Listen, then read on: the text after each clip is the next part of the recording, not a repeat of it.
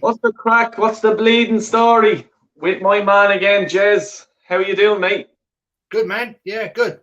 Yeah. So are we winning the league next year? Oh, Fuck's sake, with a performance like that, what? yeah, mate. Honestly, it was so funny last night. On Lee's show, doing the fan cams and the player ratings and the hate because the Arteta sexuals celebrating a win, one goal. We scored 2 goals in 2 months, and everybody's bigging it up like we won the Champions League last night. And it is just, I just don't get it. Kenny and I were getting slagged for no positivity. Well, why can you celebrate that performance when it was absolutely crap? People were making out that the goal from Gabriel was amazing. Well, it was from 1 yard out and it's a toe poke, fair play. Lacazette misses an absolute banger again, and Kenny and I are supposed to make out it's the greatest thing since sliced bread. It was boring. Sorry, Arsenal are boring in the fact that we do not have any positivity. We have a bloody awful manager. We have below par players, and there's other people saying, "Oh, we're back in George Graham's time. We were taking that." Yes, we did, but we had a manager who won things. Won 2 league titles. I just don't get it, honestly. These people, dear God, it's just it's even like back in the day with George Graham. Okay, people are talking about that, but back then there was control, there was structure. You weren't shitting it every time the ball was coming up our end. You know what I mean? You had a back four: Tony Adams, Winterborn, Dixon, Steve Bold, solid back four. You know what I mean? But when we have a counter attack on, my heart is being my mouth. You know what I mean? I just can't sit easy, And then even with the fucking look, we'll go into the game. I suppose I just wanted to with Joanne. Good evening, Joanne. Great. There's a real one as well, by the way. It was embarrassing them celebrating, and you know what? I cannot disagree with that. It's just. You know what it reminded me of? Remember the last day of the season? I think it was Koscielny and all. We just scraped into the top 4, but you actually swear we won the league. It was only a few seasons ago when Wenger was here, and it was embarrassing. And Roy Keane even said it. He just goes, "They're celebrating 4th position." You know what I mean?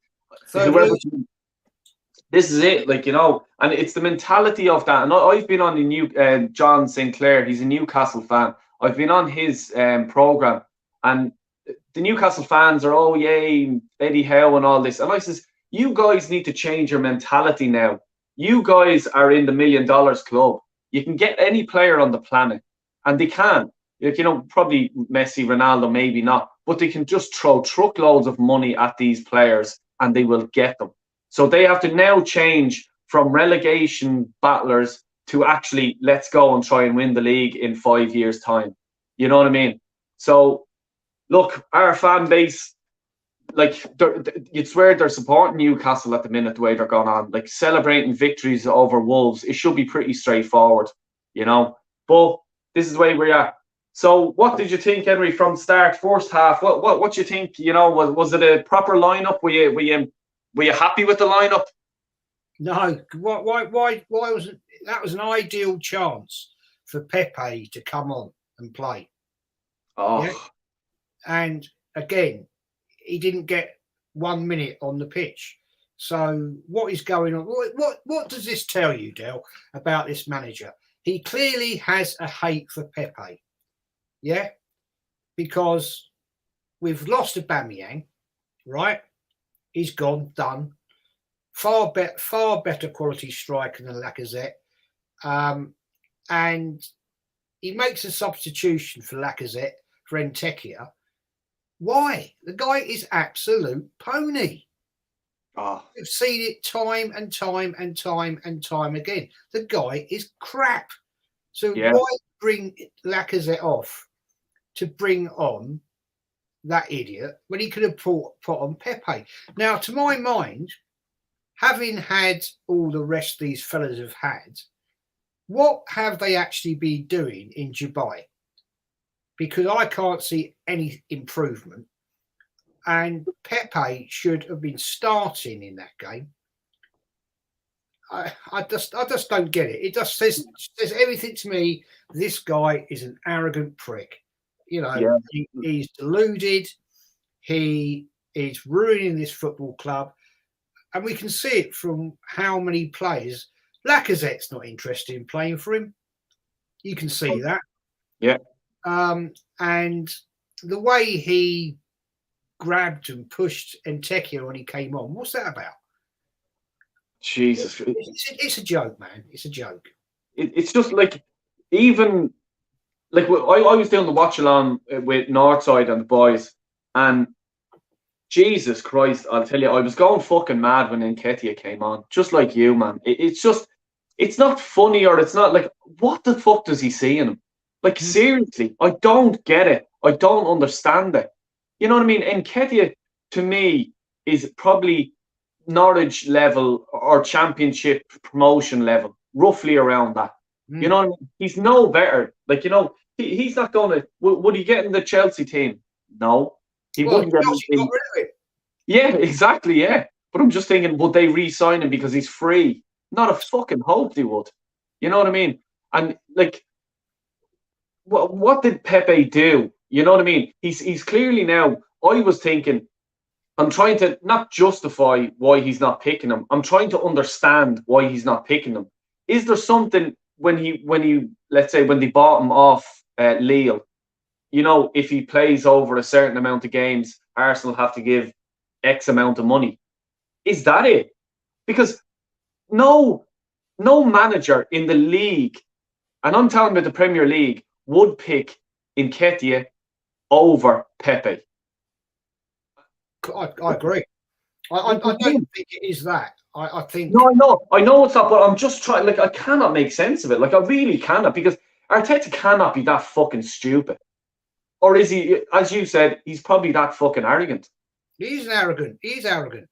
And you can see that the way he does his press conferences. He talks absolute bullshit. He has not a clue about what's going on, in my opinion.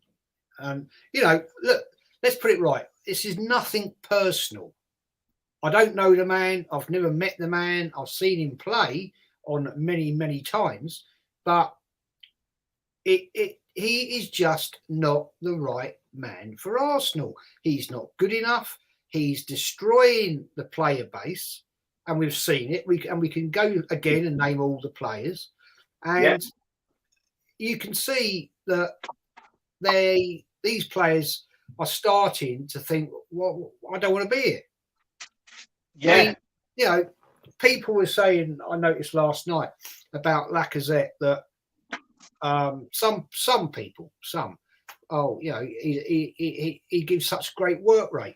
Well, tell me last night where he gave a great work rate, because at times he was walking or just jogging.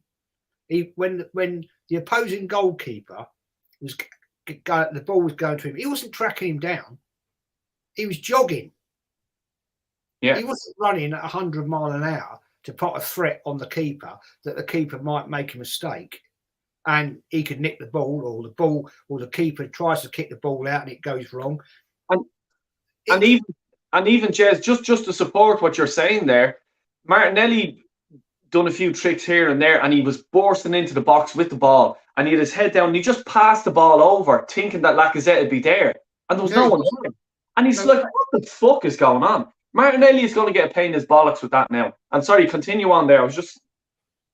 Well, I mean, once a player starts, I can remember, the latter days of Thierry Henry, when he clearly had his mind turned to go. And you could definitely see the ambition of playing for Arsenal had gone, because that last season he was injured quite a bit. So whether that was down to his not training as much as he should have been, but you could see he didn't have the desire anymore.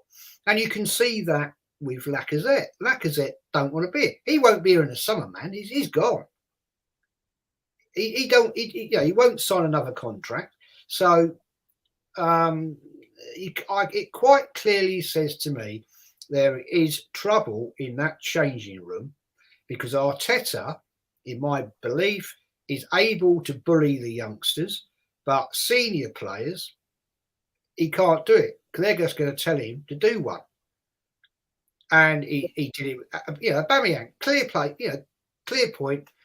Aubameyang and Arteta obviously had a major, major problem, and I think have had for quite a long time.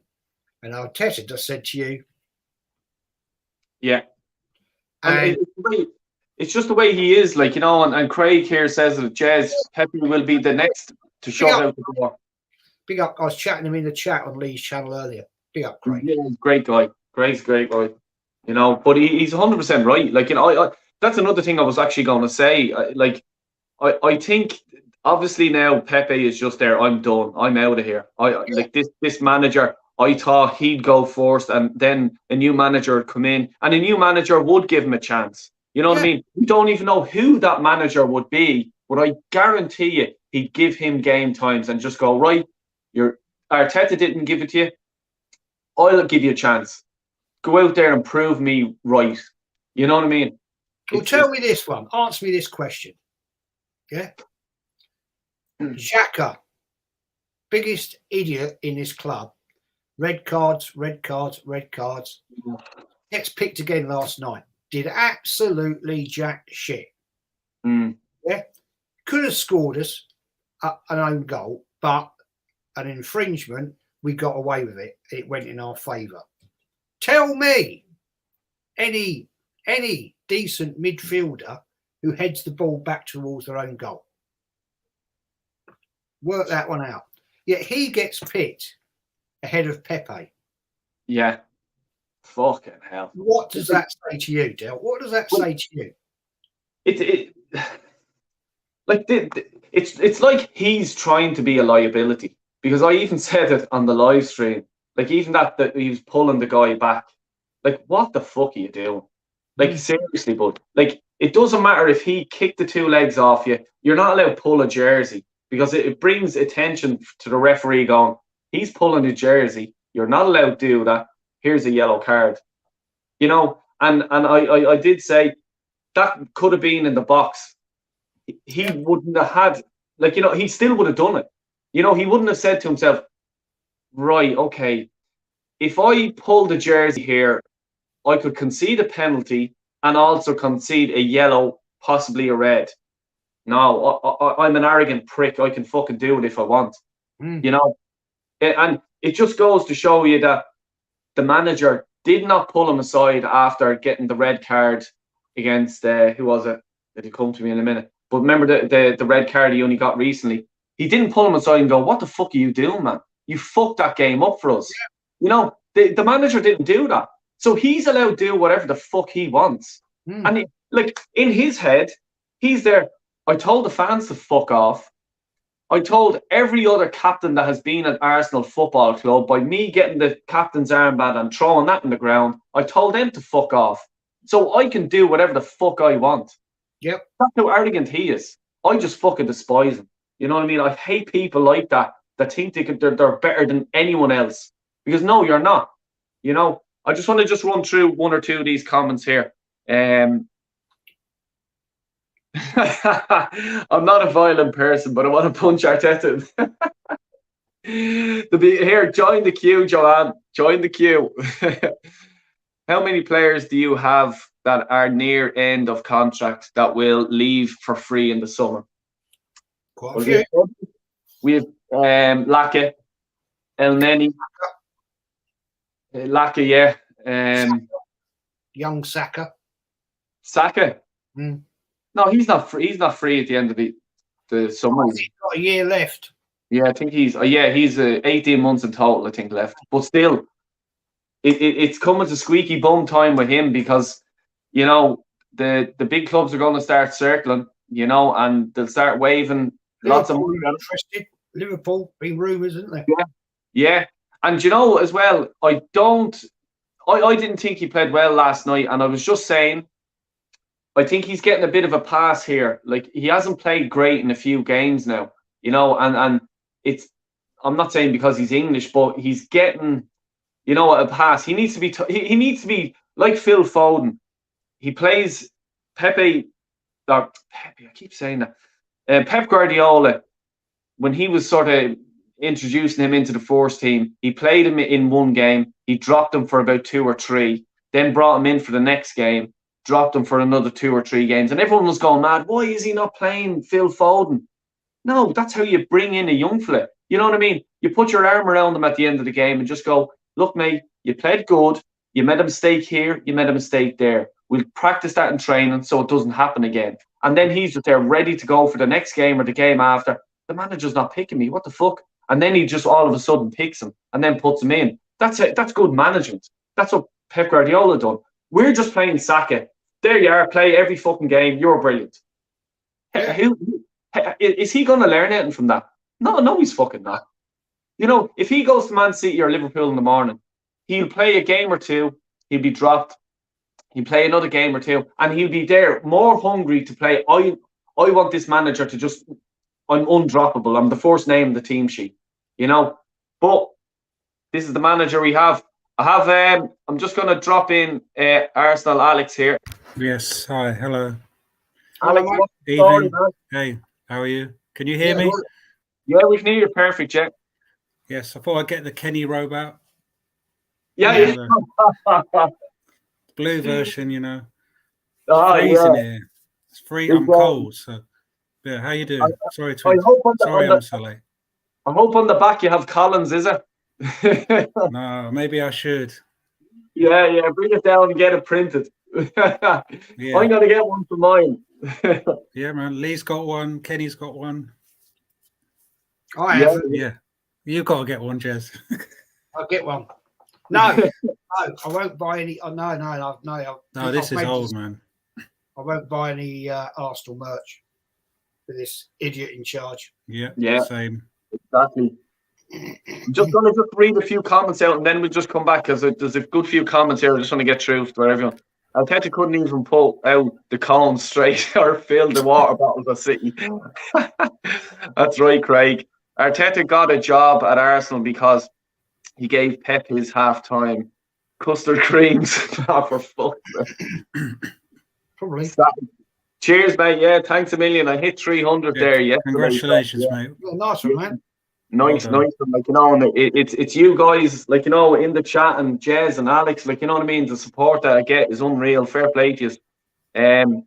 What I found baffling is you go 1-0 up, get to 60 minutes, then try and run the game down and defend for 30 minutes. Must be so boring. Yeah, it is, like, you know what I mean? Alex, what did you think of the game yesterday yourself, man? Oh, gosh. That's why I was debating coming on here, mate, because I've been enjoying my day. How dare you? You're an Arsenal supporter. How dare you invite me? Yeah, exactly. What's been funny, like, is the people celebrating that victory. Like, it's our first victory in this year, and the way a lot of fans have been carrying on Twitter, Insta. It's just like it's like we're back. We're back. You know, we were awful. We were awful. We were awful. And it was a lucky. I mean, it was a lucky win. Arteta's a lucky boy. That's what I think. And it was awful. And the way, I don't know. No, I don't think anyone can take any credit. Maybe Gabriel. Ramsdale. Martinelli, up until he got sent off, at least the guy had some passion. I mean, regarding that, it was stupid. It was a red, in my opinion. 2 yellow. Absolutely. Yeah, no question. Yeah. But at least he's got passion. Yeah, well, look, you can't blame him. Like I was last night. I was sort of, I thought the referee should have blown up for the foursome when he pushed. He should have blown it up, but he didn't, and he let play go. That's fair enough. I've never seen anything like it. Have you, Jez, so in all your time? Double yellow? You ever seen anything like it? Yeah. Who was that? What the ref did was he gave an advantage, because even though he pushed him, he threw the ball and it went to their player, who then Martinelli took out. So I've never seen like a yellow like that in my nearly 40 years of watching Arsenal. So Arsenal. Or anywhere. I don't remember anyone doing. Joey Barton did. Joey Barton, when he was at QPR. Oh, Joey Barton did everything. He came straight up in the second half and he hit a player, got straight red. Sorry, beg your pardon. He came on and got a yellow. Yellow, straight red. He'd only been on the pitch, wasn't it? Oh, Joey Barton set all sorts of records. Yeah. He was a hard guy. Yeah. Complete nutcase. I just want to say, the McChronicle, big up you, man. They're doing a good job in Canada, and he's out on the street. So fair play to you and respect you, man. Top man. Yeah, great guy. I think Arteta was the same as a player. Very important. Yeah, exactly. Sure. I was just looking. There's Saka's contract 2024, so that's 2 years. So we have on him, But I like the way this club is going. Like, I can see big clubs coming in for these younger players. I think one of the, let's say, the top sort of 4 or 5, like, the Smith Rowe, Saka, Martinelli, Tierney, even Ramsdale. I think a big club is going to come in for at least one of them, and it's going to be in this summer, and it is so good. Real Madrid, Barcelona will come in for Martinelli for sure. For sure. Yeah. If he's got the ambition, he'll leave Arsenal. Yeah, you can't blame him. No way. He's like any true professional footballer. He's young, he's got ambition, and he wants to win. I love watching him play. Yeah, he's my favourite Arsenal player, 100%. Yeah, he's about one of the only decent players we got. Yeah. And the fact of the matter is that a young lad like him, if a big team like Real Madrid, Barcelona, Bayern Munich, Man City, dare we say it, come in for him, he's going to have his head turned, and his agent is going to start talking in his ear hole and say, look, mate, you can earn maybe 30 grand a week more than you're getting at Arsenal, and you've got a potential chance of playing in Champions League football. He's not going to get that at Arsenal.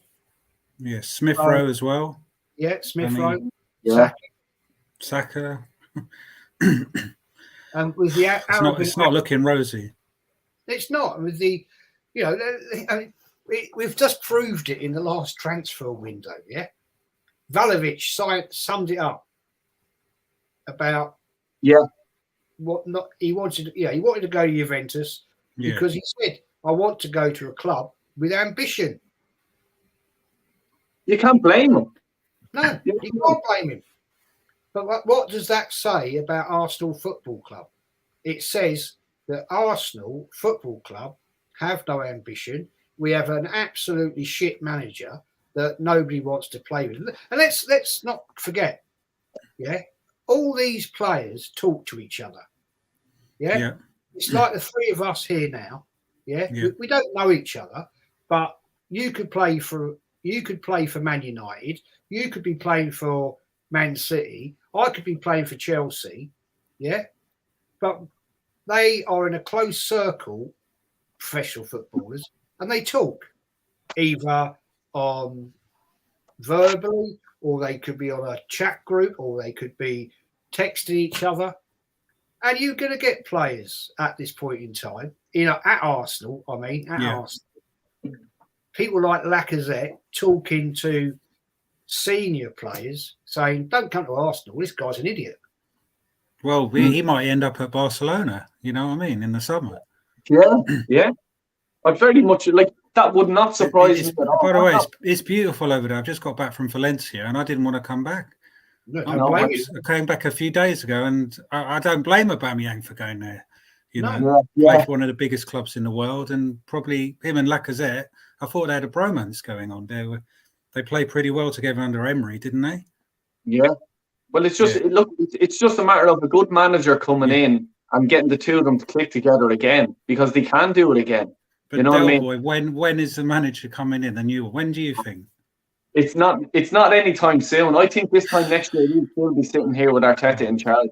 That's my honest opinion. Because if he gets us into even the Europa League, he's not moving. He is not moving. Let's be honest about it, because they'll be just all, it's progress. We finished 8th. Now we're into the European spot. And I'm talking. I've been saying the Europa Conference League, so that's what, 7th or 6th or whatever the fuck it is. I just think we're going. I don't want to be in it. Oh Jesus, no way! I'd rather not be in it. 100%, But I just have a feeling that's where we'll end up. I just want to shout out Jamino here. I thought you're not allowed to give 2 yellows to one player or 2 reds to one passage of play. Would that be right? No. Okay. I thought you're not allowed to give 2 yellows to one player. You can't give 2 reds. 2 reds. You can only give 1 red. Yeah. Only give. I think does he mean like in one passage of play? In a single. Yeah. Yeah. Well, it's not one passage of play, is it? Because the guy was taking a throw in, and he pushed him, and then the guy takes the throw in. Referee gave the advantage, and then he took him out. So it's 2 passes of play. Yeah. Okay. Yeah. No, that's fair enough. Alex, we just mentioned there actually before you came in, and I'd be interested to see what you say. Eddie in fucking Ketia gets a game ahead of Pepe. What the fuck is the story? Please make sense. But I'm trying to fucking listen, Arteta doesn't make any sense. Whatever he does, I generally think the opposite. So whatever Arteta decides to do, I think the other way. But that's the thing. So if he thinks Eddie and Nketiah is good, all of us, we think, no, we see something else. He thinks Granit Xhaka is still good. Like, why is Granit Xhaka still at the club? Well, I think exactly what you're saying there. It's just like he's against the grain. Look what Pepe was doing with the Ivory Coast. He had a really good tournament, but what? Yeah. What doesn't make sense to me is how many players can fall out of Arteta's. If it was just one player, yeah, fair enough. But it's not. There's a whole list of players that have fallen out of him. So if Eddie Nketiah can't even do it for Leeds, so how can he do it for Arsenal? Look, I keep saying, what the fuck do I know? I'm only a fucking Egypt from Dublin. You know what I mean? So, but what do you call yourself? I'm only a fucking Egypt. It's an Irish come saying. On, man. Don't say that. Don't say that, mate. Don't say that. No, man. But so I'm just see that how many red cards have we had under this manager? I'd say 15, it's a record. I think it's 15, I believe. In 2 years. Two and a bit. That's like one every 2 months. There we go. About one every 2 months. You're 15 and four in the last 6 games. Oh my god! Like seriously, that's a fucking. Jez, it's what I was saying earlier on about when Xhaka got sent off. Clearly, nothing is being said to them. Just going, you've been fined a week's wages or anything like that. I was looking even at the clip during the week, and George Graham, he sat the whole squad down, okay, And he basically said to them, if you're late, if you're get red cards or yellow cards, like, giving it all this, we're going to find you, let's say, £10 wages or 10% of your wage. You know what I mean? And it's that simple. I'm putting it in black and white. That's the way it is. You can either have £10 or else 10%. Now, this is back in the 80s, so it would have been a few quid. It wasn't on much wages, like, compared and to the now. 90s. And the 90s. Yeah. Well, Arteta's not doing this. You can do what you fucking want in Arsenal at the minute. There's no leadership. There's no structure. There's no one in charge. It's only Arteta, and it's my way, and I'm going to do this, and I'm going to pick this team. Would this have happened back in George Graham's time? Not as much as it is now. I mean, the whole structure of the team, or the running of the team now, is non-existent in my book. But then we had, with George Graham, a totally different quality of manager. That manager, first and foremost, had respect from the players. And I think one of the problems that at this current point in time is these players don't respect him. They don't respect Arteta. And therefore, I honestly also think the reason we're having these bad discipline issues is they don't respect him, they don't respect his tactics, and they're frustrated. And they're frustrated in the fact that the way we play is causing them problems, and they get pissed off simply. And, I could be talking total crap, but I honestly have a belief in that somewhere deep down, if you could get access privately to talk to some of the players at Arsenal right now, and you said to them, right, I'll sign a contract, I won't say this publicly, they will tell you the truth. Yeah. What is going on? But you won't even see it from this documentary. Yeah, well, we already heard with Aubameyang straight away saying Arteta is the problem, and he's only been in Barcelona 2 minutes. Yeah. And that, so yeah. 100%. I think Pepe would be a good person to talk to. Definitely. Yeah. He's been treated like absolute crap. Oh, yeah. I'm just going to read this out here. £72 million, and we don't play him. Yeah, down the drain, down the Swanee. In Arteta's defence, he was probably the first manager tipped for sack early in the season. People were even saying you could go down, but you are right now. Like, we're doing okay right now. What do you have to say to that, Alex? Sorry, I didn't read. In Arteta's defence, he was probably the first manager tipped for sack early in the season. People were even saying, but I blame that a lot on these bigger YouTube channels. They go with they back in our we know the one we're talking about. They're the reason why I blame why Arteta hasn't been sacked, because they seem to find a reason as to why to keep him. It's just sometimes I do have you do have it comes up on my timeline. I really don't watch much of that, but there's always an excuse as to why Arteta should keep the job. And I think that might be one of the reasons, is because Arsenal watch all these big channels, especially AFT. Of course, they're going to watch them. And if a fan channel of over 1 million people is saying that we should give Arteta time, and there's all these reasons as to why he should stay, then and fans buy into this, then why is Arsenal going to sack him? Exactly, 100%. Like exactly what you're saying there.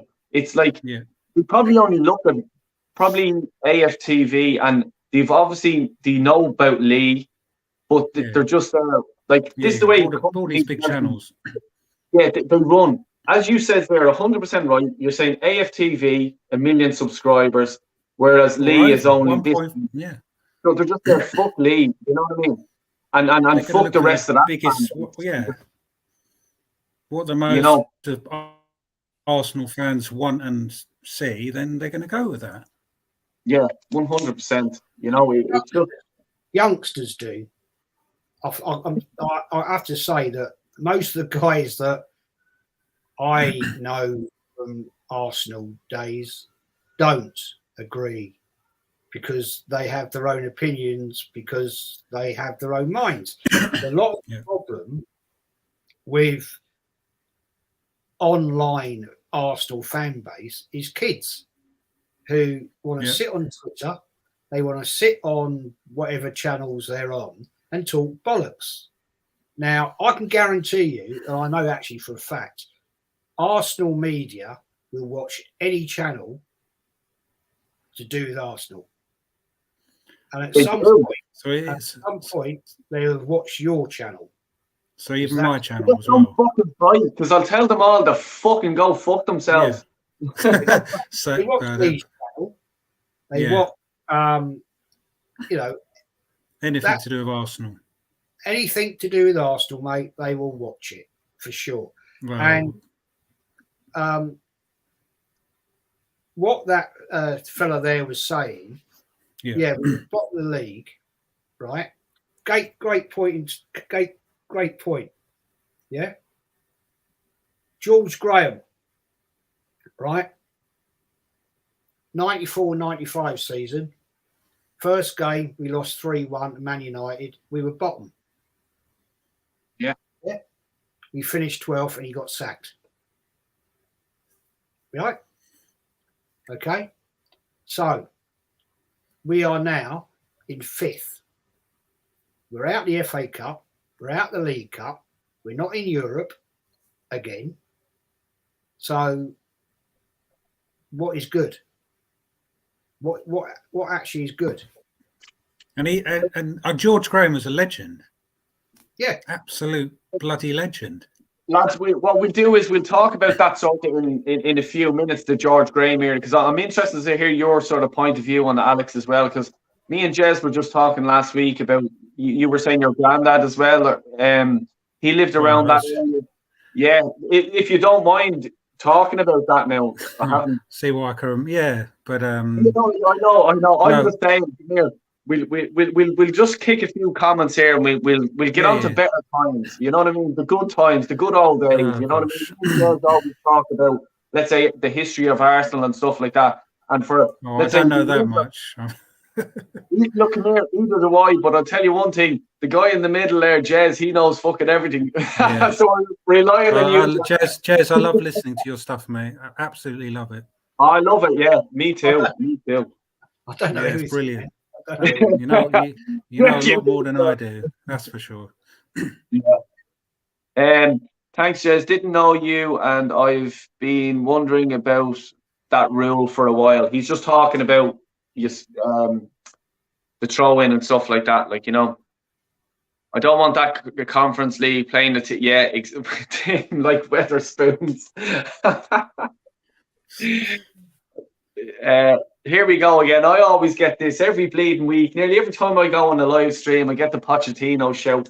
I'll take it. I don't mind. No problem at all. Well, they're saying you look like him. Yeah, for some reason. There is a slight. Yeah. There is. I can see it, especially this. Go. If you are like Mauricio Pochettino, go and fucking manage Arsenal. Yeah. I'll tell them. Here, Jez, do you want to be my assistant manager? We'll tell them all to fuck off. Absolutely. Tell Arsenal media to fuck off as well. Yeah, exactly. Yeah, come here. Jez, you're saying that they're watching my show, or they might watch our shows, and Alex is like, you know, I don't know what to wear the next time. You know what I mean? I'm getting paranoid now. It is. Dressing down. I'm going to keep it. Kenny inspired me. Yeah. Top man, Kenny. Top man. Yeah, he's brilliant, man. I've had him on my channel. He's brilliant, man. I'd love to get him on. I must get him on. Like, you know, I'd love to get a few on. Like, you know what I mean. But Kenny's a real one, man. He's just so good. Well, at least you will finish above City, Liverpool in the red card table. True. Yeah. That's all we've got to. Yeah. That's all we've got going for us. Darren, cheers, mate. Thanks for tuning in. The telltale signs are there that the players don't like Arteta. Look at the body language, Martinelli and Laka. Not that's a good point actually. What did you think of Laka going off, lads? When he went off, he was having a word with Arteta, and it just shows you that he was even saying, "What the fuck are you sending on Eddie for?" Mm. You know. Yeah. It just And shows. why was he manhandling Eddie and Nketiah like that? Yeah. That was. He done the same to Martinelli. Well, he got this thing against all strikers. Just like he doesn't want, like he wants to be like Pep and not have any strikers left at the club. I mean, Yeah, exactly. Yeah, it's just I don't know. He's just a bit odd, to be honest with you. Like but I think it's just the whole dictatorship. Like you know what I mean? It's the whole. I'm in charge. You're not. I'm the manager of Arsenal. This is what goes on, and it's just beyond a joke. I'm convinced AFTV are in with the club. Otherwise, why would they be allowed to broadcast outside the stadium, which is private property? If AFC wanted to get rid of AFTV on match days, they could. wow. What do you think, Jez? It's not private property because they actually broadcast on the paved way, which is a public highway. So, and let's be right, loads of people have streamed right outside the Armoury, and at the end of the day, I've done it. it's good business for Arsenal. It's advertisement. And all Arsenal are now, mate, is the fact that we're a corporation that sells football shirts, T-shirts, and dressing gowns. So, why wouldn't they want it? This is old. I'm not taking the piss now. I'm just saying, but no, you can stream anywhere there. Yeah, this is a good point as well. Jez, Lee has talked about this. Speak to the people on this Super YouTube's channel privately. They actually agree with Lee, but they don't say it publicly because it doesn't bring viewers. True. Like, how fucking sad is that? I don't know that. Is that true, Jez? Yeah, it's true. No way. Oh my god. Yeah, it's true, Del Boy. Yeah. That's disgusting. Like, so they're fake fuckers. Like, you know what I mean? They are fake. How, like, why would you want to live your life like that? Oh, I want the like button. I don't give a fuck if no one hits the like button. You know what I mean? Be who you want to be. If you don't like what I do, Hit the like button anyway, guys. Yeah. But if you don't like what I do, hit it anyway. And that's the way I wouldn't speak for anyone. I'm only speaking for myself. If you don't like what I do, don't. I had a great debate with this fella about he was calling himself a top gooner. So I tried to educate him in the history of what top gooners meant. And I said to him, there were people called top gooners in the 70s and 80s because they were the boys that led the naughty boys, the Gooner Elite and the NBA. And I'm not going to name their names, but I know loads of them. I sang about them, I used to go games with them. And they were what were called top gooners because they were the boys. And I try to explain to this fella, don't call yourself a top gooner because you're not. And if you keep going around calling yourself a top gooner, you might upset one or two people because a lot of those guys who are my age, 60s, and maybe a bit older than me, they still go to the games and they will get very, very upset. And this guy said, well, I am a top gooner because I go to all the games. I said to him, well, good luck, mate, because one day somebody's going to catch up with you. And, you won't be very happy afterwards because you weren't in the NBA, you weren't in the Gooner Elite and the away crew. The Gooner Elite were the away crew. And they were a rough bunch. And, you don't go around saying things like that. that you're a top gooner when you ain't, because these sort of things tend to come back and bite you in the arse, to be honest. And people don't get it.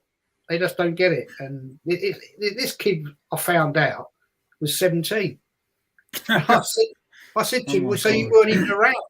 You weren't even around. Wasn't even thought about. Yeah. You weren't even around in them days. You know, the stupid days when it was stupid nonsense. You know? Yeah. Better times, though. Well, you're fantastic. And it's starting to creep back in, isn't it? Yeah.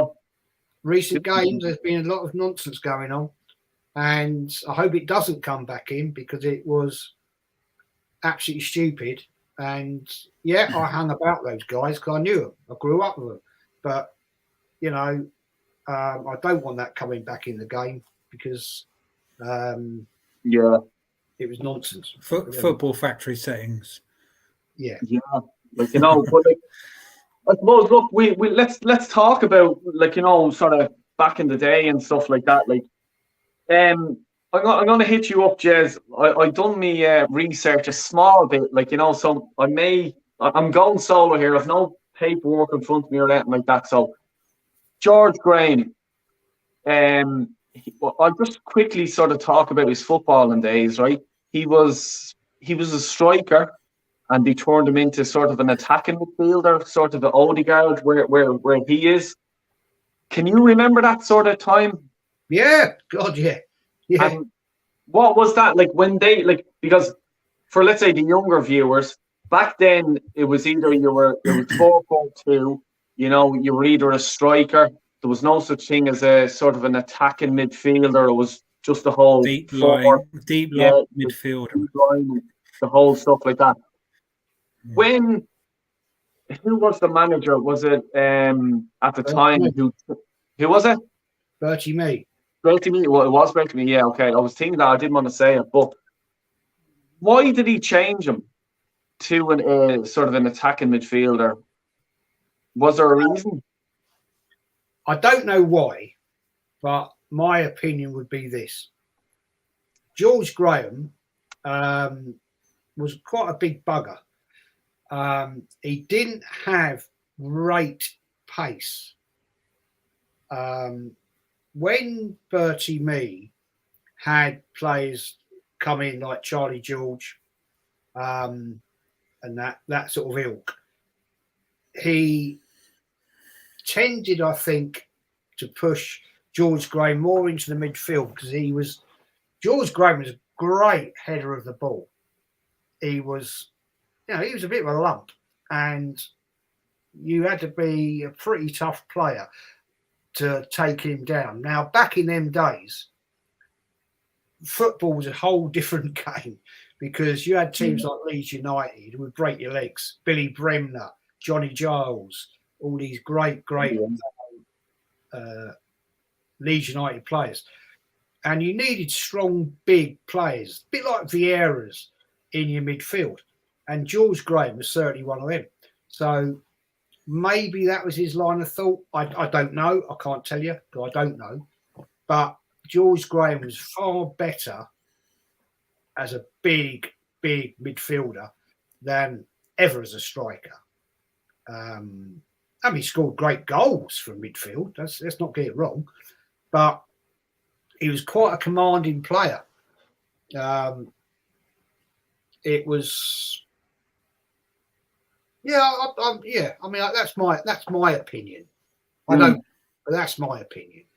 So that, because even I was looking at all sort of clips of him playing football. He had an eye for goal. In fairness, like, you know, he was, like, you know, he wasn't an Eddie Nketiah. You know what I mean? He'd score goals, and to move him back to midfield, I just thought it was a big call back then. You know, and fair play to the manager. When he then sort of retired and he went into the managing side, Millwall came knocking, and he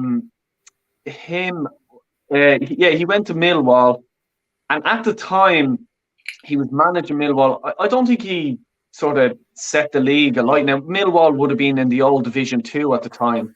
Yeah. he didn't set the league alight, I don't think, with them. And then Arsenal came calling.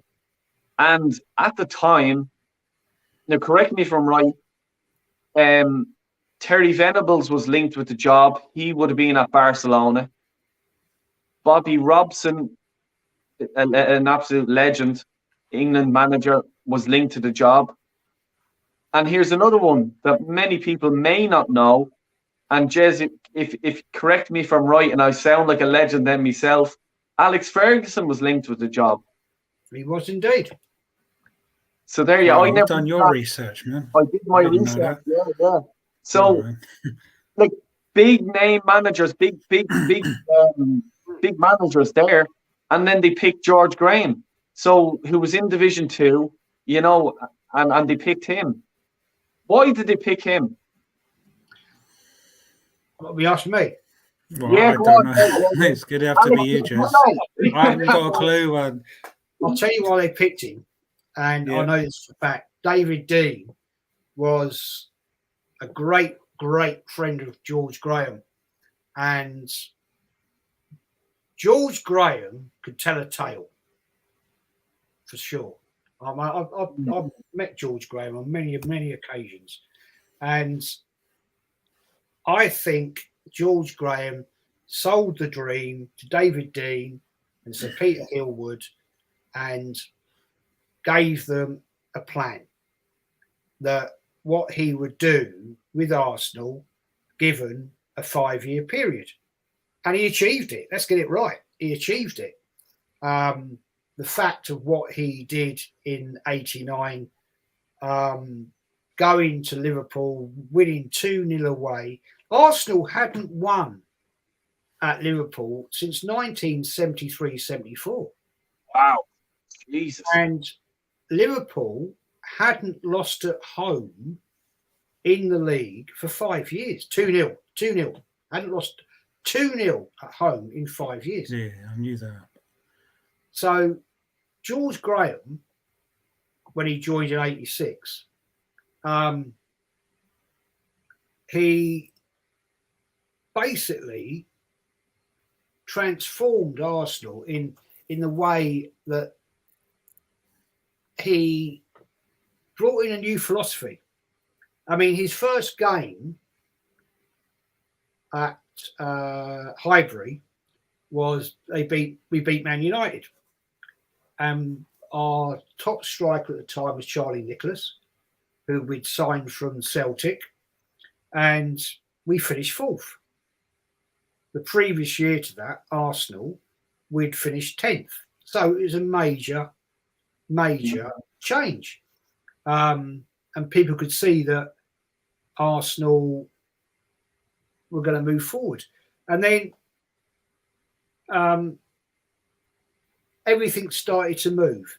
It was the fact that we also beat Liverpool in the League Cup 2-0, in 86. Charlie Nicholas scoring both goals, ironically. But there was something about George Graham. I think the thing with him was he was loved by the fans. Absolutely, a true icon of Arsenal. And he commanded respect from the players.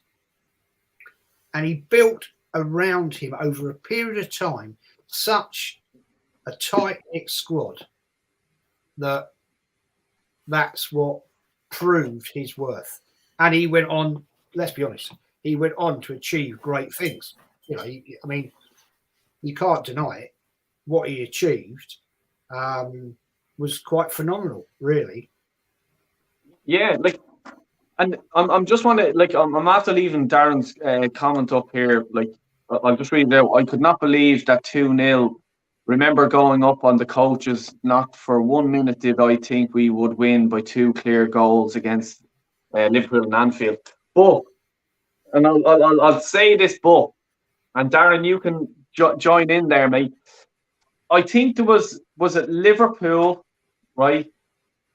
Was it West Ham they played before us? And I may get the scoreline wrong here. It was 3-1, I think. But the West Ham player deserves credit because if they won 3-0, that meant we would have had to beat them by 3 goals. Yeah. And I don't think we would have beaten them by 3 goals. There was a West Ham player, I can't think of his name. I think it was like a Spanish player or something like that. It'll come to me probably again. But was that right? Like, am I right in saying that? Like, You're right. Was it West Ham? But you got to remember that Arsenal, because of the great, terrible tragedy at Hillsborough, Arsenal were 19 points clear because Liverpool weren't playing. Yeah, they weren't playing, and you have to respect Liverpool's tenacity that they came back to the point that we were going into the last game of the season on a Friday night at Anfield to win the league 2-0. That's what we did, because unfortunately, I think there was a situation where we were that far ahead and we dipped. Arsenal dipped. They went like, we've done it, we've won it, this, that, and the other. Liverpool, I think, were so bolstered by the horrible thing that happened at Hillsborough to those 96 fans that it gave them an impetus that they just about remember that wanted to punch it out, punch it on. They were angry, frustrated, I don't know. And they were unbelievable. And you're quite correct in what you say. I can't remember what it probably was West Ham. I can't remember. But the fact, as that guy was saying, and big up to him, I was there that night.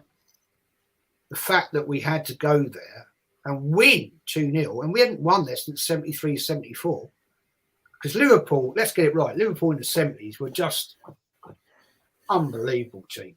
Unbelievable. They killed everybody.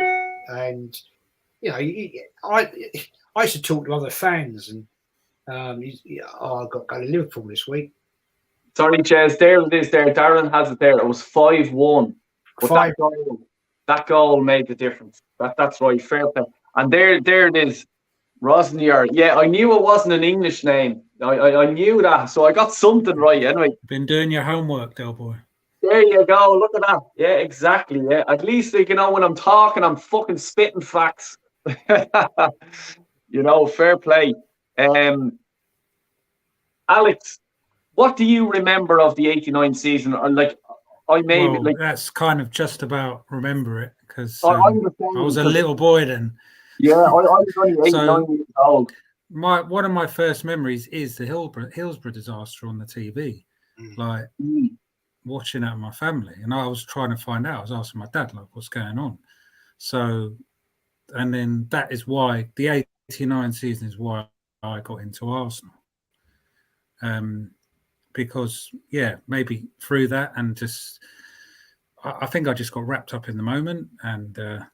As a kid, where I just got everyone, I think, that it was that just got me supporting Arsenal.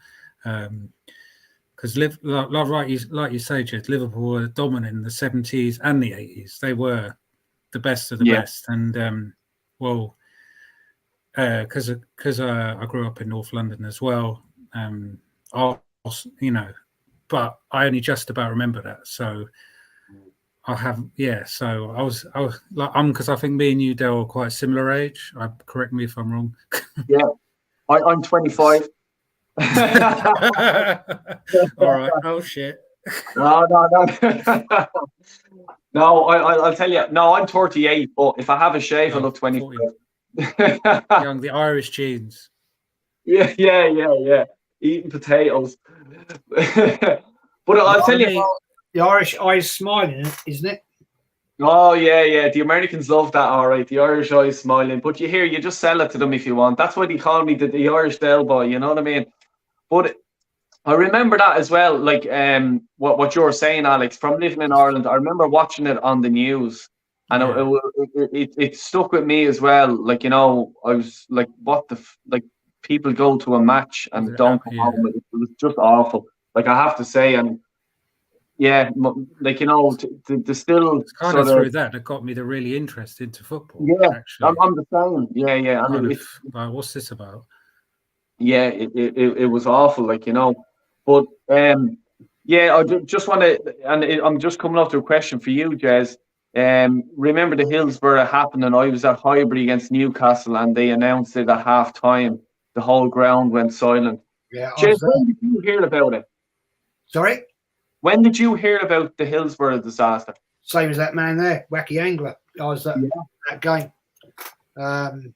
Yeah, it was disbelief, really. It was like, what's, you know, I mean, I remember a friend of mine, he always used to bring a bloody radio to the grounds to listen to the scores and things at half time and all this and all that. And it came up on there, and then it came over the tannoy about this tragedy. That was something was happening at Hillsborough in that game, in that cup game, and it was like, no, this is real bad. You know, what's going on?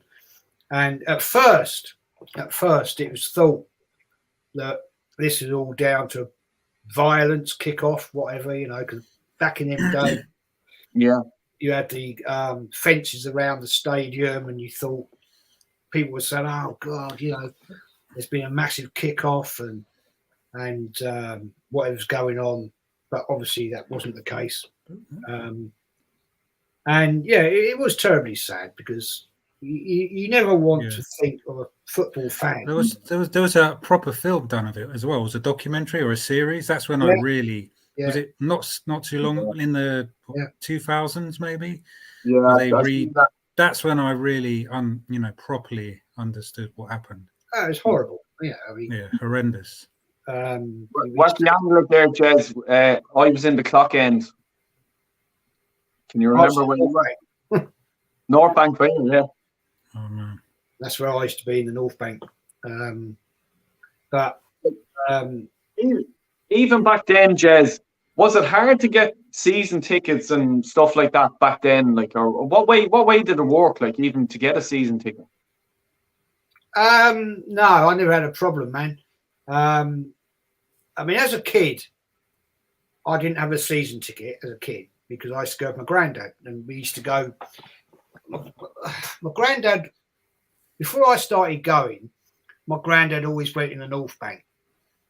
But when he started taking me, we used to go in the Upper West because he said, "I'm not taking you in the North Bank. You're too small. You won't see the game." And that's when it was standing. Yeah. So he said, "You're never going to see anything." So he used to go in the Upper West Stand so you could sit down and see the game. And when I got old enough that I could get a season ticket, my granddad got me a season ticket because he had so many inroads at Arsenal and eventually became a senior steward there when he retired. And so I never had an issue, to be honest. And the amount of times I've been in the hallowed halls of Highbury is ridiculous. In the old East stand, and so I never had an issue, man. Never had a problem with me. Alex, I'm hitting on you here. This is the first time me and you have done a stream together, and we're due more. We're due more, man. You'll have to come on my channel, mate. And look, I'm just going to hit that there. Yeah, I'll have to do it. Anyone who's not subscribed to Arsenal Alex, just get on it, please. He's just brilliant. You know, nice short videos and stuff like that.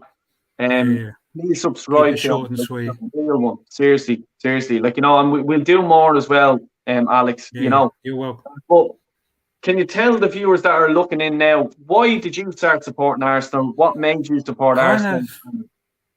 89. Like I say, I got that my family have mixed teams. A lot of them, like they're all Barnet fans, so they were Barnet, and kind of liked Arsenal a bit, but not like. And then it was me who just in '89, and just I don't know, it's just you needed a team to support, and Arsenal was my team. Unfortunately, my story is not as good as Jez, not as and then it's and now we're in 2022, and it's just gone like that. And I've supported them. What is that? It's like 33 years. Yeah. And this in my time of supporting Arsenal, this is the worst. I know there's been worse, but it just feels like the worst since I know going before, but right now where we are, for me personally, this is the worst it's been. But I know, Jez, you'll say in the 70s and 80s it was a lot worse. I agree with Alex. For our area, I think this is the worst. Would you say that, Jez? Yeah. It's a lot worse. Yeah, totally agree with you, man. And first of all, I'm going to say, mate, that look, I might have supported Arsenal a long time, but you're a loyal Arsenal fan, so you know as much about it as I do, and big respect to you. Cheers, mate. Thank you. I'm no legend of Arsenal. I know a lot about Arsenal because I lived right opposite it for years. Yeah. And I've been to 2,500 games, I think it is. Wow. But that doesn't make me a bigger fan than you, man. That's for sure. And but what you're doing is you're educating people and letting people know, and that for me that's important because Arsenal don't do that. It's only up until they only go back to Arsene Wenger. They don't even talk about George Graham. No. And that's shocking. That is shocking. So a lot of things happened before Arsene Wenger. But unfortunately, that's modern day way of football clubs. Past history seems to be forgotten. It's not just Arsenal. It's as if before the Premier League there was no football. Exactly. Exactly. From 91, football. That's when football started. 1991. Yeah, and if you were to ask a modern day Arsenal fan in their 20s who Bertie Mee was, they go, who? Yeah, fuck's sake. And if you said to them, who's Herbert Chapman? Who? Where's a bloody statue of him? Bloody statue there, yeah. So Herbert Chapman or George Graham for you? Oh, that's a tough one now. And Darren, will you please answer that as well? If you could choose for great, those two for me are our greatest ever managers. My brain tells me, Herbert Chapman, because what he achieved. How many league titles is it? 3 league titles, 2 three. I wasn't if it was 3 or 4. Is it 3? It's 3, isn't it? On the bounce, 2 FA Cups. My brain tells me Herbert Chapman, but my heart tells me George Graham because I was able to witness seeing those teams. Obviously, my granddad saw Herbert Chapman and his teams because that's what, when I used to go round as a little kid to his house, he'd tell me all about the great Arsenal teams. That's what got me interested. And luckily for him, he was able to see those great teams. I wasn't.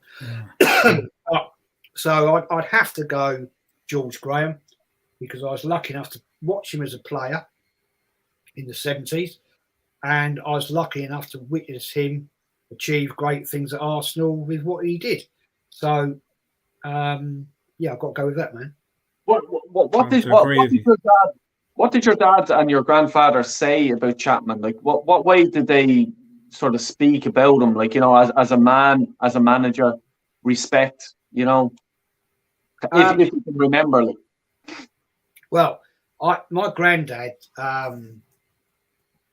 was quite a character. And Herbert Chapman, after the game, used to walk up the road with a lot of the Arsenal players to a pub that it's not there anymore. Brilliant. I love that. It was called the Gunnersbury. And he talked to the fans a lot, I'm sure. And he used to go in there and have a pint. And my granddad used to stand at the bar with him and have a pint. Oh my God. And they'd have a drink and they'd have a chat. Like imagine Arteta at a bar now with you having a drink. Come to my bar. I mean, my granddad told me that Cliff Baston, after a game, he'd walk up to the Gunnersbury and he used to drink a couple of pints of Guinness, he'd smoke. Wow. And then they'd get on the tube. You've got to remember, a lot of these guys didn't get paid a lot of money then. They weren't driving around in spanky cars. They just get on the Arsenal tube and go on. No Aubameyangs back then. Yeah, wrapped cars and all this shit. All that crap. So these guys were part of the people. So you'd quite often, apparently. Well, I'll tell you a true story. Now, this is a true story. You can, keep going, Jez. Love listening to your stories, man. As a kid, how old were we? I was about 14, and up behind Gillespie Road is a park. There's no football pitches or shit like that. And we, in the summer holidays, we used to go up there and play football. Quite often we get kicked out by the park ranger because you're not supposed to play football there. And we were in there one day and we were playing 7-a-side and it was colours against skins. And there were some park benches and there was a lady sat on this park bench and we were kicking the ball about, the old tops on the floor for the goalpost. And this bloke come walking through the park and my mate Paul, who was in goal, and he was a good goalkeeper, kicked the ball out, came off one of the players and went on the side of the pit down towards this lady. And this guy got the ball. We said, "Can we have the ball back, mate?" And he kicked the ball back. And he stood there. We were kicking the ball about, and then we went to change ends after 5 minutes. And he walked over and he went, "You having a good game, boys?" And we went, "Yeah." And it was Pat Jennings. I said, "Oh, bloody hell, it's Pat Jennings." And my mate Paul loved Pat Jennings. And he had a Pat Jennings shirt on the floor as a as a goalpost. So anyway, he said, come, give us a game, mate, give us a game. And he went, "All right, I'll give you 7 minutes each way, each team." We went, "Oh yeah, great. So he took off his hat, sunglasses, put them down. And I'll tell you what, this guy, Pat Jennings, first thing he did was measure the 8 yards between the clothes for the goalposts. And he said, "Right, I'll give you 7 minutes each way, boys. I've got to go." And this guy would not let us score. Not let us How score. old were Jez? How old were you? 14, I think about 14, 13, 14, I think, something like that. And he was diving around like you would believe. And anyway, I wish I had stories like that to tell. And then the other guy in goal kicked the ball out, and it ended up by this lady again. And Pat Jennings said, "Right, I've got to go." And my mate Paul got his shirt out. He said, "Look, I've got your shirt. And he said, obviously, it did have a name on the back of it. They didn't have names in them days. He said, "Would you sign it for me?" And he said, "I haven't got a pen, mate." And so he said, "Hang on." So Pat Jennings walks over to this lady who sat there reading her book. He said, "Excuse me," he said, have you got a pen?" And she looked at her handbag and she got a pen out. He went, "Righto." And he signed it, his name on it, gave it to Paul, walked off. And my mate Paul has still got that shirt. No way. Yeah. Oh my God. The day he got home, his mum said, "Give me your shirt, I'll put it in the wash." And he said, "Nope, I've got Pat Jennings." And it's still exactly as it was the day he wore that. Has he washed it since? Sorry? Has he washed it since? No. Yeah, I wouldn't blame him. Who was the worst manager, in my opinion? Joanne just asked me a question there. Yes. Wow. Who was the worst manager, in my opinion? Arteta. Alex? Yeah, I agree, man. 100%. For me, since us worse than because I've seen Bruce Rioch, I've seen George. I haven't seen a lot of managers, but it's Arteta, 100%. Yeah. In my lifetime. In my lifetime. Rioch didn't have a chance, did he? Yeah, he didn't. It was, what was it? A year? How long was it? A year or? Yeah, 9 months. I think. Not 1 year. Yeah. Yeah. Yeah. Well, when George Graham and Stuart Houston took over as caretaker, then Bruce Rioch came in, who amazingly, let's get it right, signed Bergkamp. Bergkamp, yeah. That's a lot of people say it's Wenger that did. It wasn't Wenger. Yeah. And then I felt sorry for Bruce Rioch because there was obviously an agenda behind the scenes that, a bit like Emery, Emery. I think David Dean, Sir Peter Hillwood had already been talking to Wenger. Yeah. Out in Japan. Campus 8 he came from. And Bruce Rioch really didn't stand a chance. And maybe he knew. Maybe, I don't know. Maybe he knew. He was a bit part. But I just want to hit Darren here, his comment. I'd say George Graham, because to slay Liverpool in their backyard was beyond belief. Serious. No one gave us a prayer going up there. And that's right. And as you said, Jez, we were the only team to beat them. And I think the next game they lost was against Norwich, the following game. Am I right? Yep. First game of the season. First game of the season, 3-1. Yeah. And here's another one. By all accounts, George Graham team talk was legendary. Keep it tight, 0-0 at halftime, then put them under pressure. 100%. Joanne says here, imagine what Brian Clough would say about football today. I love Brian Clough. Like, did you watch the documentary, lads? Yeah, I've seen it. Which one is it? The documentary about him. I think it could have been on Netflix. I'm not sure, but oh my god, just watch it. He's a What's it called? I'll look up Brian Clough. And I had a kickabout with some Arsenal players in my local park. Wouldn't happen nowadays. That's right. 100%.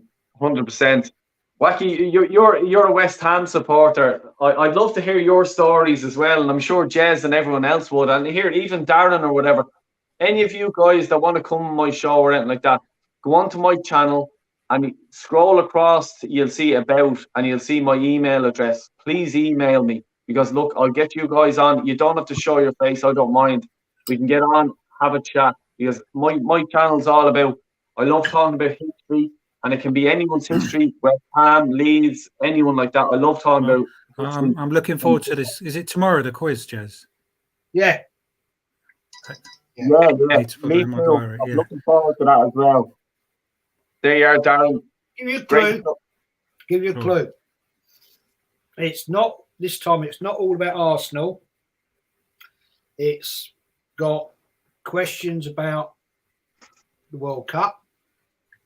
It's got a couple of questions about Chelsea, Spurs, general football. Okay. Arsenal, FA Cup, League Cup, and football history. So it's I try to do it. So.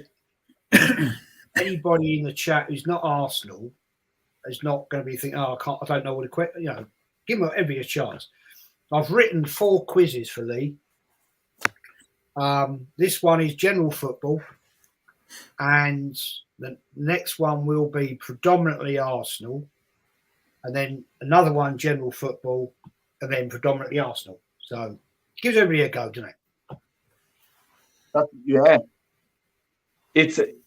I love quizzes. Now I'll be at home myself trying to I'll be honest, I hate you know when you go to quizzes or even a pub quiz or something like that, and you see the people out with their phone, I fucking hate that. Like, you know what I mean? I like using my brain, and I like to actually be honest and actually try to do the quiz. So tomorrow when I'm doing the quiz, I'll actually be honest with myself, like, you know, just a little buzz myself. No phones allowed. Yeah. But you also know that, you know, you do know that. I shouldn't say it, but I know some of those questions tomorrow. If people in the chat come up with, there's one. It's a 12-pointer, and if they come up with it all, I know they've googled it. Yeah, of course. No, because of that amount of time and everything to do it so quickly. Yeah, it's not possible. Guys, come here, mate. I'll be honest with you, and I'll text or I'll mail you my honest results. I'll be honest. I swear to God, I'll be honest, because I hate, like, I love trying to get there. I'm not going to get. How many questions do you have? 30. 30, right? I'm aiming for 20. I'll aim for that. So that's a top 4 finish. Well, there's. Oh, God, it's gone now. Oh, it's here. Hang on. A lot. There's. Going to give us some clues there, Jez. Yeah. There's a 10-pointer question. There's some 3-pointers.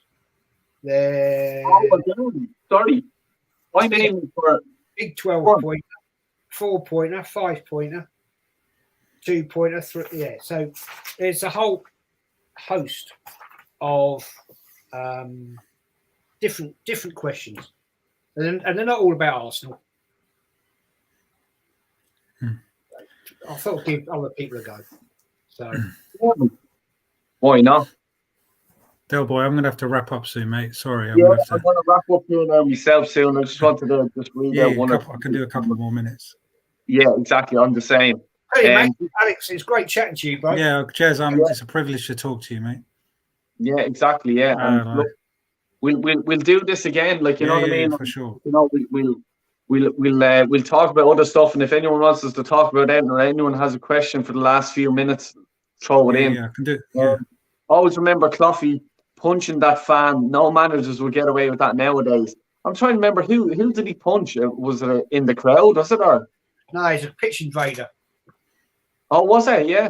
It's pitch invasion, and he grabbed over and punched him. What about Arteta with all his manhandling now? Yeah, that's brilliant. You know what I mean? I love stuff like that. Like, you know, what's the quiz on? It's on Lee's channel, Lee Gunner's channel. Yeah, check it out. It'll be tomorrow night with Lee. I think it's 7 o'clock. I think. Yeah. It's about that time. Like, just check Lee's. You'll hit the reminder button, and Lee, Jez, and Kenny are going to be on it. It's going to be fun. Like, you know what I mean? It's very, very, very good. Like, you know. I actually want the Rams to win. He's just talking about the Super Bowl. Any of you guys watch the Super Bowl or anything like that? That doesn't interest me at all, man. Here's another one. Probably Cronky, isn't it? Yeah. See, this is the thing. He probably doesn't care about us. You know, who was better, Reyes or Lundberg? Freddie Lundberg. Yeah, Lundberg. Freddie, I go hands down all day, man. Class, man. Him and Perez intertwining, man. Jeez, man, they were just. Remember, I love Freddie, man. I love Freddie. Reyes was unfortunate, a bit like Lacazette. May he rest in peace, by the way. May he rest in peace. Yeah, that's tragic. That's tragic. Yeah, May he rest in peace. He was inconsistent. There's Lundberg. Yeah. You always knew Lundberg would put in a shift. Bit like Anders Limpar, to be fair. George Graham signed him. Double-digit goals as well, Lundberg. Yeah. In the midfield, you know. I loved Freddie, right? I had the red going down the middle and all I did, you know, when I was younger. Like, what about the underwear? Oh, here, see the underwear model. See where he had the panther crawling up? I've actually a tattoo of that as well. I didn't have the 6-pack, but I drank it. So yeah, to say I like Freddie is an understatement. I love the guy. Like, he's just full of character as a well. legend, But even compared to the fucking ages that are around these days, it's unbelievable. Brentford haven't won for ages. Should change with Santa Claus. Arsenal, yeah, coming. Here we go. And do you know what? Is that our next game, isn't it? Brentford. Tony, you're fucking right. Are we playing Brentford next? Is it next? Yeah. But when is the Saturday week? Yeah. Oh my God, Ericsson's available as well for the game. Oh, Tony, Ericsson. Tony, you bastard! I'll tell you what, you want to get King Tony on, man. He's a top guy. Yeah, and like that, Tony, I'm telling you, like if anyone wants to come on or anything like that and talk, and you're going to talk sense, please do check my channel out. Go along the top bar, and it goes about. My email is there. You can also get me on Instagram on Just Del Boy Gunner TV, and I'm on Twitter as well, if that suits you. Alex, shout out your stuff there, please. Arsenal Alex, that's just it. You find me anywhere on YouTube. You can follow me on Insta. It's Arsenal Alex 1. That's it. Yeah. Keep it simple. Yeah, exactly. Yeah. And what's the story? What do you have? What do you have coming up? You have the quiz tomorrow. Quiz tomorrow night, man. Then on with Lee next week, and then I'm on with Gracie May, little Gracie. Yeah. And following Saturday, not a week tomorrow, I'm on the fan cam player ratings. I think we're doing a podcast either Friday or Sunday next week on Lee's channel. And that's pretty much it, really. Yeah, cool. Yeah, and with me, I have Ola on tomorrow, and Static as well. Actually, he's going to drop by and say hello. We're just going to, talk shite, I suppose. Well, I'll be talking shite. You'll be talking crap. Sorry. I said I'll come and have a look if they're on. If you're on. Yeah. 2 boys are on tomorrow. So 12 o'clock to 1 o'clock. We're just going to sort of talk about the game and what we think should happen next and stuff like that.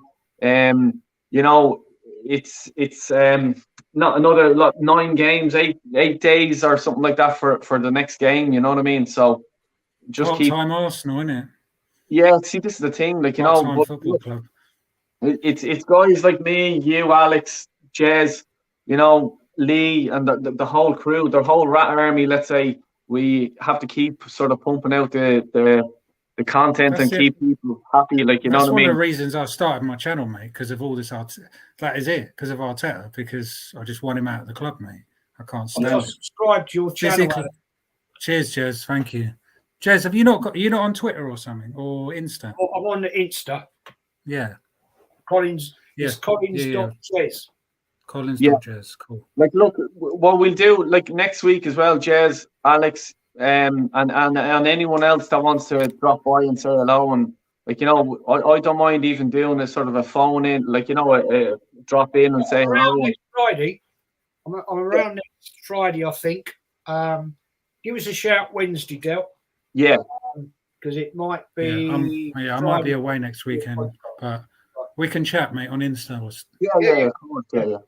And look, please like and subscribe if you haven't already. Really appreciate it. And to Alex as well. As I said, brilliant content that he puts out. Please subscribe to him. Really talk. Arteta her out, guys. By the way, Arteta her out. Yeah. A quick question before we go. Yes. A quick question for the chat. Right. What record did Arsenal achieve in the 1992-93 season? Is it a good record or bad record, Jez? Good. No, very good. And it was score against the same team.